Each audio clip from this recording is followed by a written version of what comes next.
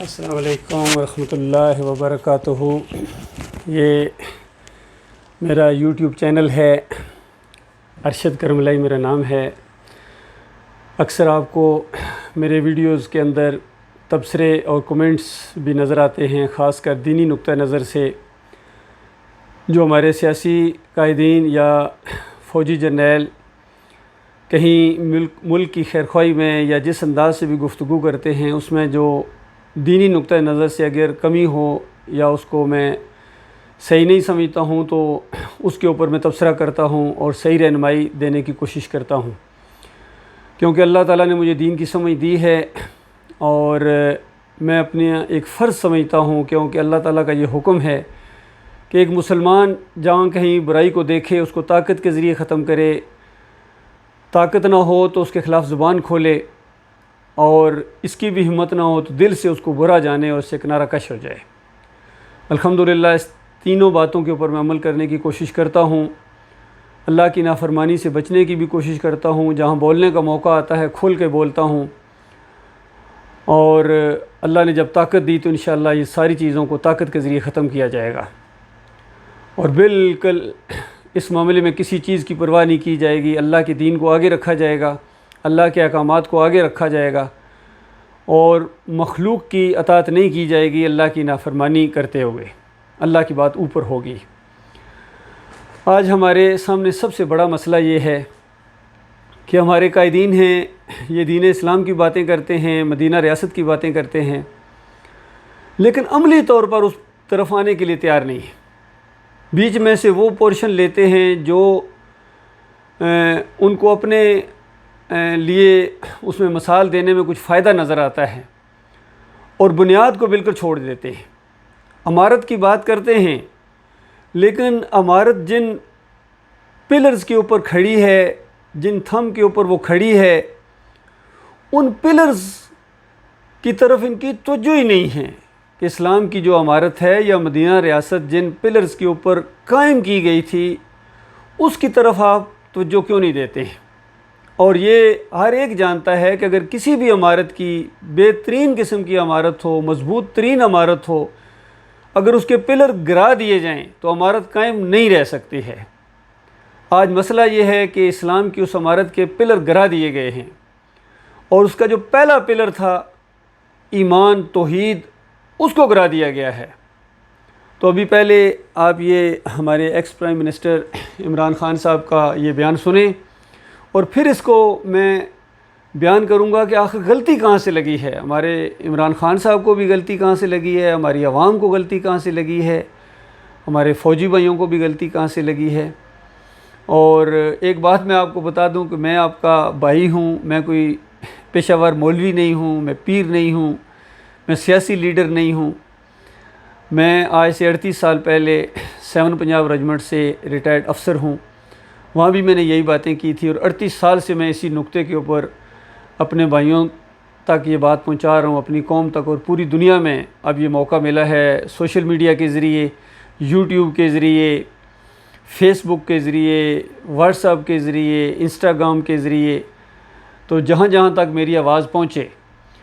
یہ اس بات کے اوپر آپ غور کریں، کیونکہ یہ بالکل بنیادی بات ہے۔ یہ بات مانے بغیر آپ کا کوئی مسئلہ حل نہیں ہو سکتا ہے، چاہے آپ کتنے ہی خیر خواہ کوئی کیوں نہ ہوں۔ اور اگر آپ صحیح معنوں میں آپ اپنی خیر خواہی چاہتے ہیں، اپنی قوم کی خیر خواہی چاہتے ہیں، تو پھر آپ کو یہ بات ماننا پڑے گی۔ اور مزے کی بات یہ ہے کہ صرف اتنی بات نہیں ہے کہ بات مانے یا نہ مانے سے کیا ہوتا ہے، مانیں گے بہت بڑا فائدہ ہوگا، نہیں مانیں گے تو اتنا بڑا نقصان ہوگا کہ آپ اس کو برداشت نہیں کر سکیں گے۔ تو پہلے یہ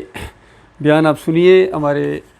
عمران خان صاحب کی بات، اس کے بعد انشاءاللہ وہ بات میں آپ کے سامنے پیش کروں گا۔ جو میں بار بار لوگوں کو بتاتا ہوں کہ ہمارا دین شروع کدھر سے ہوا تھا۔ 4 خلیفہ جو ہمارے نبی صلی اللہ علیہ وسلم کے بعد آئے، ان میں سے 2 خلیفہ وقت عدالت میں پیش ہوئے، جو ہماری مسلمان،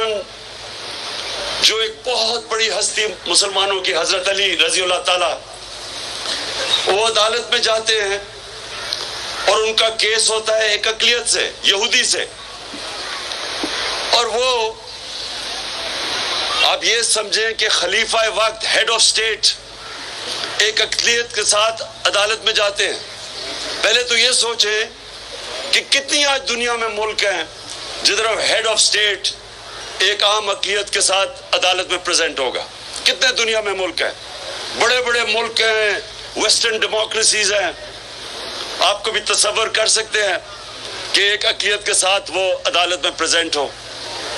اور لیکن اس سے بھی آگے بات کہ وہ جو کیس ہے وہ قاضی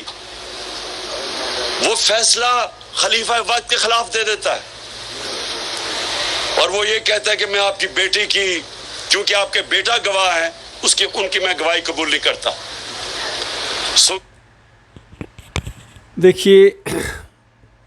پہلی بات یہاں ہے، اس کو اکثر عمران خان صاحب بیان کرتے ہیں کہ ہماری تحریک انصاف شروع ہی یہاں سے ہوئی تھی کہ انصاف کا نظام قائم کیا جائے، اور اس بیان کے اندر دیکھیں وہ کہہ رہے ہیں کہ میں آپ کو بتانا چاہتا ہوں کہ ہمارا اسلام شروع کہاں سے ہوا تھا، اور شروع کے ساتھ ہی وہ خلفۂ راشدین سے شروع ہو جاتے ہیں۔ حالانکہ 10 سال بعد یہ خلیفہ بنے تھے مدینہ آنے کے بعد، اور اس سے پہلے 13 سال مکہ کے اندر جو کچھ ہوا ہے وہ اسلام کے پلر ہیں، اس پلر کے اوپر یہ اسلام کی عمارت کھڑی ہوئی تھی۔ وہ اگر بات نہ ہوتی تو کون خلیفہ بنتا اور کس کو یہ موقع ملتے اور مدینہ کی ریاست کیسے بنتی، اس چیز کو یہ چھوڑ دیتے ہیں۔ ایک بیان کے اندر میں نے جنرل حمید گل صاحب کو بھی یہی کہتے ہوئے سنا، کہتے ہیں وہ مکی دور اور وہ مدنی دور جو اس کو چھوڑ دیجئے، اب آگے سے شروع ہو جائیے۔ تو وہ جو کہتے ہیں نا کہ وہ سیڑھی کبھی آپ کو معاف نہیں کرتی ہے جس کو آپ پھلانگ کے آگے چلیں، تو آپ تو بے شمار سیڑھیاں پھلانگ کے آگے جانا چاہتے ہیں، ڈائریکٹ مدینہ کی ریاست پر پہنچنا چاہتے ہیں، تو آپ کبھی کامیاب نہیں ہوں گے۔ آپ کے اندر وہ چیز آ ہی نہیں سکتی ہے جس کی وجہ سے وہ قاضی اس طرح کا فیصلہ دیتے تھے، اور وہ قاضی آ ہی نہیں سکتے ہیں، وہ پیدا ہی نہیں ہو سکتے ہیں اس بات کو چھیڑے بغیر کہ وہ جو مکہ میں 13 سال نبی صلی اللہ علیہ وآلہ وسلم نے توحید کا کلمہ بلند کیا تھا۔ کہا گیا تھا قولوا لا الہ الا اللہ تفلحوا، کہو اللہ کے علاوہ کوئی معبود نہیں ہے، کامیاب ہو جاؤ گے۔ اور اس بات کے بدلے میں پوری بادشاہی وہ دینے کے لیے تیار تھے، دولت کے انبار لگانے کے لیے تیار تھے، بہترین سے بہترین گھر سے شادی کرانے کے لیے تیار تھے، سب کچھ دینے کے لیے تیار تھے کہ یہ بات نہ کہی جائے۔ اور آج بھی بالکل وہی، آج بھی جب میں یہ بات کر رہا ہوں تو یہ سننے والے کتنے ہوں گے کہ یہ بات آپ بیچ میں کیوں لے آ گئے، یہ بات نہ کریں، بس دوسری باتیں کریں جس طرح عمران خان صاحب کر رہے ہیں، اور ہیں فضل الرحمان صاحب کرتے ہیں، اور ہمارے نواز شریف صاحب کرتے ہیں، شہباز شریف صاحب نے یہ کبھی بات نہیں کی، آرمی چیف نے یہ بات کبھی نہیں کی۔ آپ یہ بات کیوں کرتے ہیں؟ اس سے تو افراتفری پھیل جائے گی، اس سے تو لوگ ناراض ہو جائیں گے، جو کچھ ہاتھ میں ہے یہ بھی چلا جائے گا، تو آپ کیا بات کر رہے ہیں؟ یہی ماحول تھا وہاں، یہ بات نہ کرو، یہ بات نہ کرو کہ لات منات حبل کچھ بھی نہیں کر سکتے ہیں، یا ابراہیم اغثنی پکارنا یہ شرک ہے، کفر ہے، اس کی سزا جہنم کی آگ ہے۔ تمہارے باپ دادا یہ جو کرتے آ رہے ہیں، عرس اور میلے کرتے آ رہے ہیں، چڑھاوے چڑھاتے آ رہے ہیں، پکارے لگاتے آ رہے ہیں، واسطے وسیلے ان کے دیتے تھے کہ ہا اولا شفانا عند اللہ، یہ ہمارے اللہ کے ہاں سفارشی ہیں، اس عقیدے کی وجہ سے۔ پھر وہاں رکوع کرتے تھے، سجدے کرتے تھے ان کے سامنے، کہتے تھے سجدہ تعظیمی ہے، سب کچھ وہی کرتے تھے جو آج یہ مسلمان قبروں کے سامنے کر رہے ہیں، ہندو اپنی مورتی کے سامنے کر رہے ہیں، سب کچھ یہی کچھ تھا۔ ایسے ماحول کے اندر مثالیں دے دے کے سمجھایا، نوح علیہ السلام کی مثال دی، ابراہیم علیہ السلام کی زندگی کے واقعات بیان کیے، اور موسیٰ علیہ السلام کی پوری دعوت کو بیان کیا، پھر عیسیٰ علیہ السلام کے واقعات بیان کیے، اور اس سے اصحاب کہف یعنی غیر نبیوں کے ذریعے واقعات بھی بیان کیے کہ آخر وہ کیوں بھاگے تھے، اپنی قوم سے کیوں بھاگے تھے، بڑے بڑے وہ وزیر زادے اور شہزادے تھے، ان کا آخر مسئلہ کیا تھا۔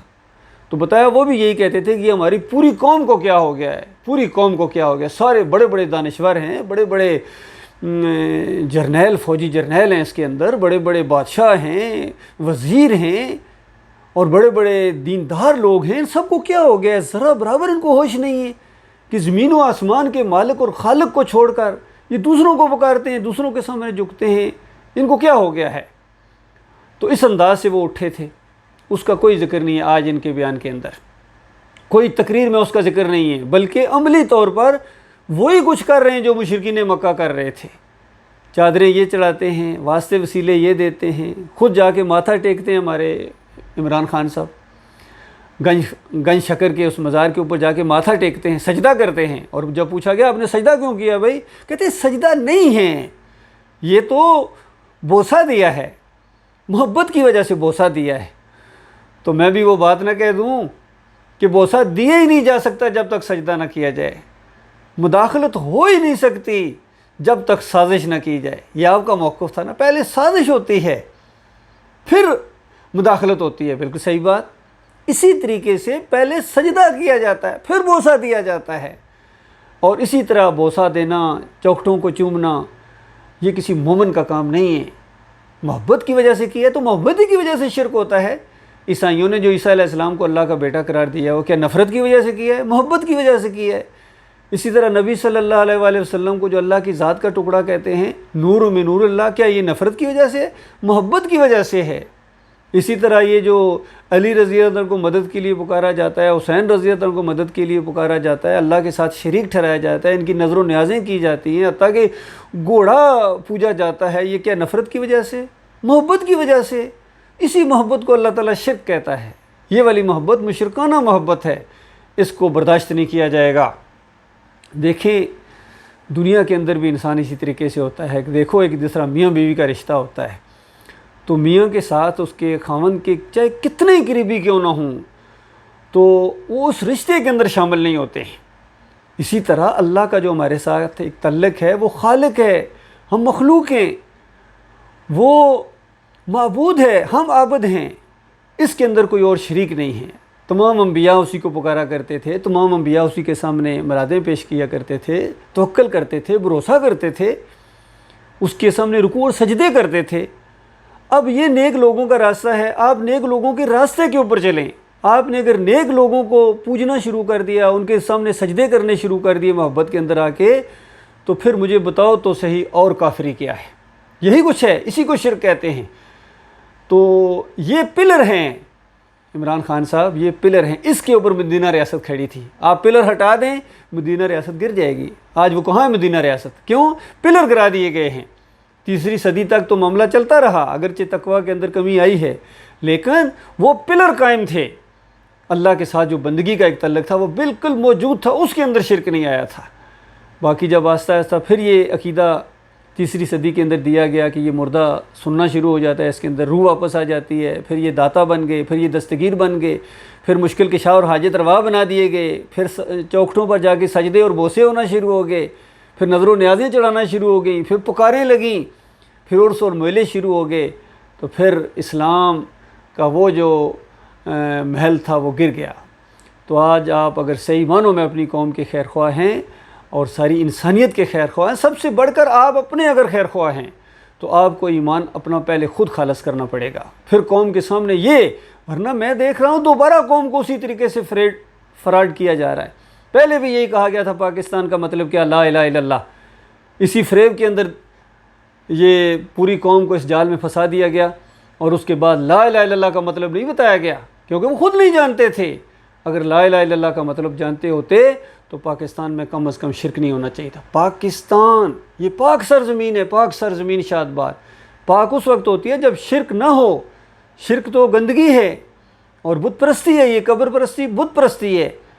تو ہندو اگر اپنے مہاراج کو کھڑا کر کے پوجتا ہے تو آپ لٹا کے پوجتے ہیں۔ وہ اپنے مہاراج کے اگر وہاں جا کے سجدے کرتا ہے اور کہتا ہے سجدہ ہے یہ میں نے ڈنڈوت کی، مہاراج کی ڈنڈوت کی، آپ بھی جا کے سجدہ کرتے ہیں، کہتے ہیں بوسہ دیا، سجدہ تعظیمی کیا، اسی کچھ کرتے ہیں۔ وہ وہاں بھجن گاتا ہے، آپ قوالیاں کے اوپر جھومتے میں نے آپ کو دیکھا ہے، دمادم مست کلندر والی وہ قوالی خاص کر آپ کی وہ پسندیدہ ہے۔ اس کے علاوہ اور کتنی بے شمار شرکیہ قوالیاں ہیں۔ تو بتاؤ نبی علیہ السلام قوالیاں گایا کرتے تھے، صحابہ کرام قوالیاں گاتے تھے، عرس اور میلے کرتے تھے، چڑھاوے چڑھاتے تھے، بوسے دیتے تھے۔ بتائیے کسی ایک صحابی نے نبی علیہ السلام کی قبر کے سامنے جا کر نیچے بوسہ دیا ہو، چوکھٹ کو چوما ہو، یا اپنی کبھی برتھ ڈے منائی ہو؟ آج یہ برتھ ڈے کہتے ہیں مناتے ہیں 12 ربیع الاول کو، حالانکہ وفات کا دن ہے، نبی علیہ السلام فوت ہوئے تھے اس دن۔ صحابہ پریشان تھے، امہات المومنین پریشان تھیں، نبی علیہ السلام کی بیٹی پریشان تھی، بیٹیاں پریشان تھیں، ان کے نواسے پریشان تھے، نبی علیہ السلام فوت ہوئے تھے، لیکن یہ قوم خوشیاں مناتی ہے، مٹھائیاں بانٹتی ہے، اور اس کے بعد پوری طرح وہی جس طرح ہندو جنم اشٹمی مناتا ہے یا یہ جو عیسائی ہیں یہ کرسمس مناتے ہیں، اسی طرح یہ مسلمان ہیں مناتے ہیں۔ کوئی فرق نہیں ہے، یاد رکھیے اللہ کا معیار آپ بدلی نہیں کر سکتے ہیں۔ جس کام کی وجہ سے ان پر لعنت پڑی ہے اسی کام کی وجہ سے آپ پر رحمت کے پھول گریں گے۔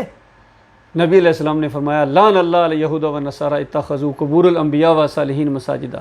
اللہ کی لعنت یہود و نصارہ کے اوپر، انہوں نے اپنے انبیاء اور صالحین کی قبروں کو سجدہ گاہ بنا لیا تھا۔ یہ سجدے کرنا یہ مشرکوں کا کام ہے، لعنتی قوموں کا کام ہے۔ انبیاء کے سامنے سجدے نہیں کرنے، نہ ان کی زندگی میں کرنے، نہ زندگی کے بعد مرنے کے بعد ان کی قبروں کے سامنے کرنے، یہ ان کی تعلیمات نہیں ہیں۔ وہ تو اللہ کو سجدے کرتے تھے، اللہ کو رکوع کرتے تھے۔ تو یہ سب سے پہلا مسئلہ ہے میرے پیارے بھائیوں، میری قوم کے لوگوں کو، یہ کام اگر آپ نہیں کرتے ہیں، عمران خان صاحب اور جتنے دوسرے قائدین ہیں ان کو بھی میں کہوں گا، نواز شریف صاحب کو، شہباز شریف صاحب کو، جتنے بھی ہیں، محمود قریشی صاحب دیکھیں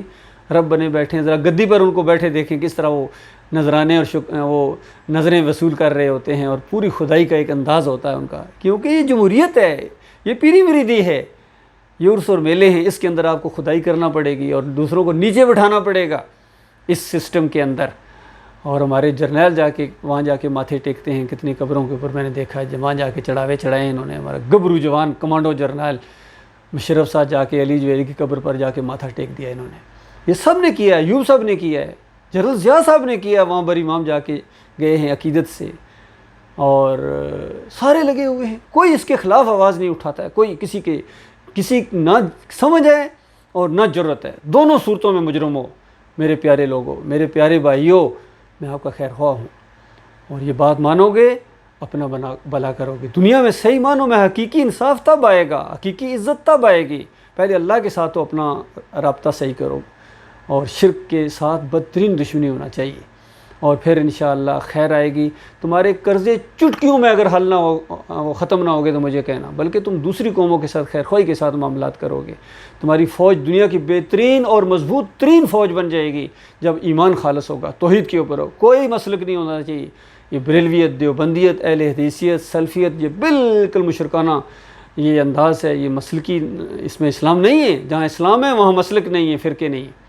اور جہاں مسلک ہے، فرقے ہیں، پارٹی بازی ہے، وہاں اسلام نہیں ہے، چاہے یہ مذہبی پارٹیاں ہوں، چاہے یہ سیاسی پارٹیاں ہوں، بالکل ان کا خاتمہ ہونا چاہیے، کوئی گنجائش نہیں ہے۔ کتنا خرچہ کرتے ہو اللہ کے بندو، غور کرو کتنا خرچہ کرتے ہو شیطانی کام کے اوپر، گناہ بھی سمیٹتے ہو اور خرچہ بھی کرتے ہو، پیسے بھی تمہارے لگتے، اور سب سے بڑی بات کہ دنیا میں تمہیں کبھی خیر نہیں ملے گی۔ 75 سال کے بعد پتہ چلا آزاد ہوئے ہی کوئی نہیں ہے، ابھی پھر کہہ رہے ہیں جشن آزادی منائیں گے، جب آپ آزاد ہی نہیں ہیں تو کس طریقے سے جشن آزادی منائیں گے؟ عمران خان صاحب بتائیے نا، آپ کہتے ہیں 13 تاریخ کو، میں 13 اگست کو جشن آزادی منائیں گے، اور آپ خود کہہ رہے ہیں آزاد نہیں ہیں، آپ غلام ہیں، تو غلام کیا جشن آزادی منائیں گے؟ صحیح معنوں میں آپ آزاد ہوں گے، ایمان عقیدے کی وجہ سے، توحید کی وجہ سے، ایٹم بم آپ کے پاس، بہترین فوج آپ کے پاس، صرف ایمان خالص کر لو، توحید کو اپناؤ،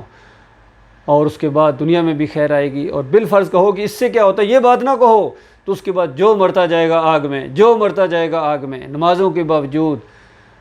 اور روزے کے باوجود، عمرے کے باوجود، حج کے باوجود، سب کچھ کرنے کے باوجود، آپ پاکستان کے جتنے مرضی خیر خواہ بن جائیں، پاکستان کو پوری دنیا سے زیادہ فلاحی ریاست بنا دیں اور ان کا معیار زندگی بلند کر دیں، سب کچھ سونے کے نوالے کھلائیں، اور اگر ایمان عقیدے کی یہ بات نہیں ہے تو جو مرتا جائے گا آگ میں، جو مرتا جائے گا آگ میں، آپ خود مریں گے، آگ میں جائیں گے۔ کیوں؟ آپ قوم کے ساتھ بے شک خیر خواہ تھے، ملک کے ساتھ، لیکن اپنے اللہ کے ساتھ خیر خواہی نہیں تھی، کلمے کے ساتھ غداری کی تھی۔ شرک کلمے کے ساتھ غداری ہے، توحید کے ساتھ غداری ہے، نبی علیہ السلام کے پورے مشن کے ساتھ غداری ہے، صحابہ کرام کے مشن کے ساتھ غداری ہے۔ آپ غور کریں، آج اگر ہندو اور سکھ کسی انصاف کی بات کو ثابت کرنے کے لیے اگر نبی علیہ السلام اور صحابہ کی مثالیں دیں گے تو ان کو کیا فائدہ پہنچے گا؟ جب تک وہ مانیں گے نہیں، کلمہ نہیں پڑھیں گے۔ اسی طریقے سے آپ کو بھی کچھ فائدہ نہیں ہے، جتنی مرضی صحابہ کرام کی مثالیں دیں، ہمارے جج فیصلہ اس طرح نہیں کر سکتے ہیں، کیونکہ ان کی بنیاد ایمان کے اوپر نہیں ہے، توحید کے اوپر نہیں ہے۔ تو جب تک یہ بنیاد سیدھی نہیں، پہلی اینٹ سیدھی نہیں کی جائے گی، کوئی خیر آپ کے اندر نہیں آ سکتی ہے۔ یہ بہت ہی ہمدردی کے ساتھ اور خیر کی وجہ سے میں نے آپ کے سامنے یہ باتیں رکھی ہیں۔ مانو گے اپنا بھلا کرو گے، نہیں مانو گے تو جہاں پہلے کروڑوں خربوں جہنم کی آگ کا ایندھن بن چکے ہیں اور بھی بنتے جائیں گے اور واپسی نہیں ہے۔